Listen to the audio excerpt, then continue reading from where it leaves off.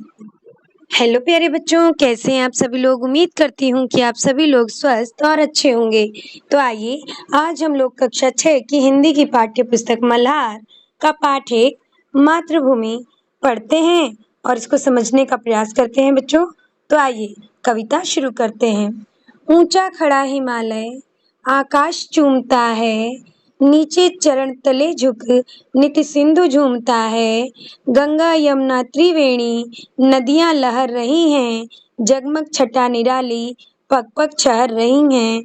वह युद्ध भूमि मेरी, वह स्वर्ण भूमि मेरी, वह जन्म भूमि मेरी, वह मातृभूमि मेरी।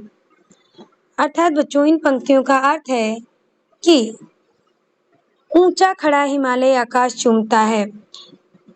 जैसा कि बच्चों इस कविता के नाम से स्पष्ट है कि मातृभूमि अर्थात इसमें अपने देश की, अपने भारत माता की वंदना की गई है और भारत माता की वंदना करते हुए कविवर कहते हैं कि ऊंचा खड़ा हिमालय आकाश चूमता है। कविवर कहते हैं कि हमारे देश का जो हिमालय पर्वत है वो इतना ऊंचा है कि मानो बच्चों वह आकाश को चूम रहा हो। नीचे चरण तले झुक नित सिंधु झूमता है। आगे कविवर कहते हैं कि और नीचे अर्थात चरणों में, पैरों में, किसके, भारतवर्ष के चरणों में नित हमेशा सिंधु झूमता है। सिंधु का अर्थ है बच्चों हिंद महासागर, अर्थात भारत माता के चरणों तले हमेशा हिंद महासागर झूमता रहता है। गंगा यमुना त्रिवेणी नदियां लहर रही हैं।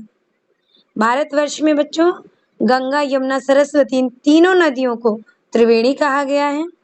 कविवर कहते हैं कि गंगा यमुना त्रिवेणी ये नदियां भारतवर्ष में लहर रही हैं। जगमग छटा निराली पग पग छहर रही है।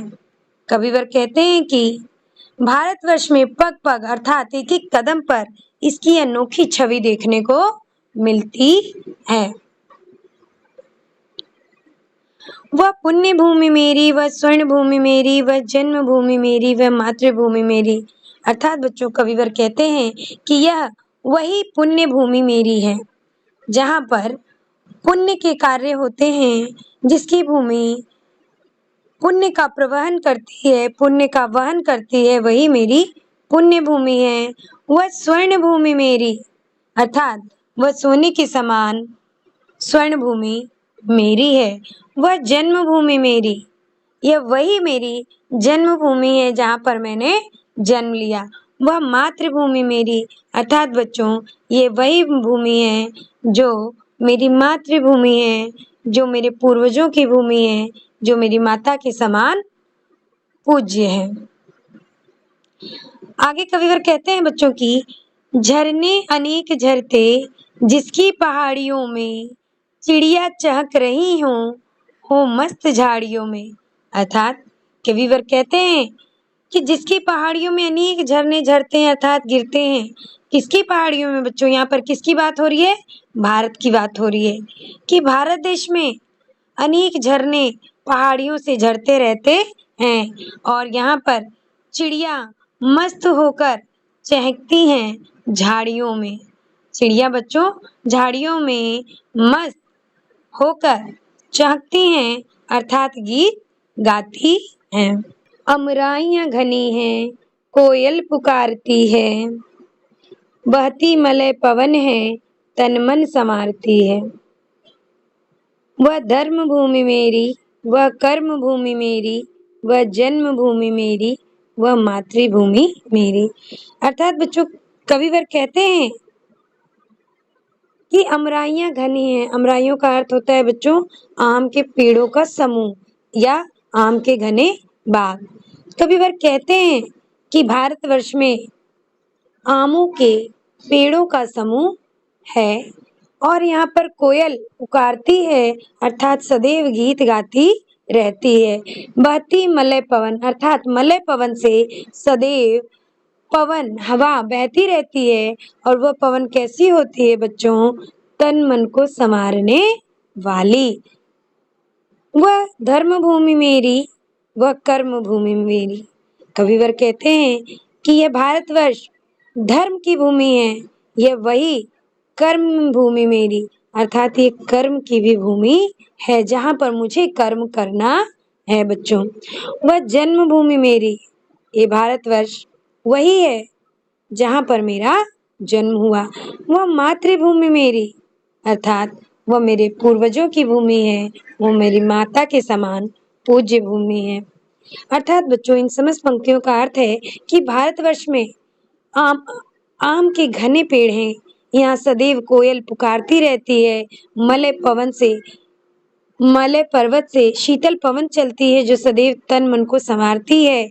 ये वही धर्म भूमि मेरी है, ये वही कर्म भूमि मेरी है, ये वही जन्मभूमि मेरी है और ये वही मातृभूमि मेरी है जो मेरी माँ के समान पूज्य है। कविवर आगे कहते हैं बच्चों कि जन्मे जहाँ थे रघुपति, जन्मी जहाँ थी सीता, श्री कृष्ण ने सुनाई वंशी पुनीत गीता। गौतम ने जन्म लेकर जिसका सुयश बढ़ाया, जग को दिया सिखाई, जग को दया सिखाई, जग को दिया दिखाया। वह युद्ध भूमि मेरी, वह बुद्ध भूमि मेरी, वह मातृभूमि मेरी, वह जन्मभूमि मेरी। अर्थात बच्चों कविवर कहते हैं कि वही भारतवर्ष है जहाँ पर रघुपति अर्थात भगवान श्री राम ने जन्म लिया। जन्मी जहाँ थी सीता अर्थात माता सीता ने भी जिस भूमि में जन्म लिया वह कौन सी भूमि है बच्चों? वह है हमारा भारतवर्ष। कविवर आगे कहते हैं कि श्री कृष्ण ने सुनाई वंशी पुनीत गीता अर्थात ये भारतवर्ष वही पुण्य और पवित्र भूमि है जहाँ पर बच्चों श्री कृष्ण ने वंशी पुनीत गीता अर्थात गीता का उपदेश सुनाया और अपनी मधुर बांसुरी बजाई। गौतम ने जन्म लेकर जिसका सुयश बढ़ाया अर्थात भारतवर्ष वही भूमि है जहाँ पर गौतम ऋषि ने गौतम बुद्ध ने जन्म लिया और इसका सुयश अर्थात इसका मान सम्मान और भी बढ़ा दिया। किसका मान सम्मान बच्चों? भारतवर्ष का मान सम्मान। जग को दया सिखाई अर्थात गौतम ने जग को दया और प्रेम की भावना सिखाई बच्चों। तो कहाँ पर? हमारे भारतवर्ष में ही जग को दिया दिखाया। जग को दया दिखाने का अर्थ है बच्चों पूरी दुनिया को सही राह दिखाना, सदमार्ग पर चलने की प्रेरणा देना। वह युद्ध भूमि मेरी अर्थात बच्चों ये वही मेरी युद्ध की भूमि है जहाँ पर अगर बुराई हो तो मुझे उस बुराई से युद्ध करना होगा। वह बुद्ध भूमि मेरी, ये वही महात्मा बुद्ध की भूमि है। वह मातृभूमि मेरी, वह मेरी मातृभूमि अर्थात मेरी माता के समान पूज्य है। वह जन्मभूमि मेरी, ये वही मेरी जन्मभूमि है जहाँ पर मैंने जन्म लिया। अर्थात बच्चों इस कविता में कविवर अपने भारत देश की वंदना स्तुति का गान गाते हैं और इसकी प्रशंसा करते हैं। तो प्यारे बच्चों ये तो थी हमारी कविता। अब आइए थोड़ा सा हम अपने इस कविता के रचयिता